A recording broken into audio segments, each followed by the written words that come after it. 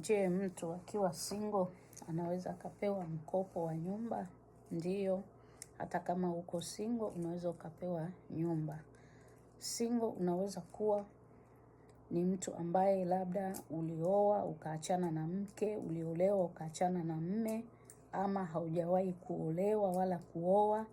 Hata kama uko kijana bado hujaoa wala kuolewa, unaweza ukapewa mkopo wa kununua nyumba peke yako bila kutafuta hata mtu mwingine ambaye atakuwa co-applicant wako. Ili mradi una kazi yako na hiyo kazi yako inakulipa vizuri, yani kipato chako ni kizuri, kwenye akaunti yako saving na checking una pesa zako nzuri ambazo umeziandaa kwa ajili ya down payment, na credit score yako ni nzuri, na pia una historia nzuri ya kazi. Wewe ni mtu ambaye unadumu kwenye kazi, sio mtu wa kuacha kazi. Leo unatumika kazi, unakaa nyumbani miezi mingapi sijui na nini.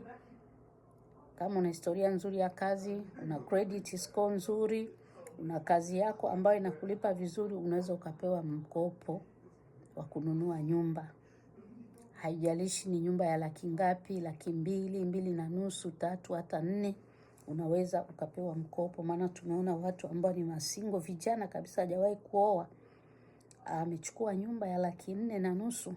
Unaona, akapewa mkopo tu mzuri. Alikuwa kijana na kazi yake nzuri, na ana muda yuko kwenye hiyo kazi yake, na ana pesa zake nzuri kwenye account, alipewa mkopo wa 4.5 laki na kanunua nyumba. Asante.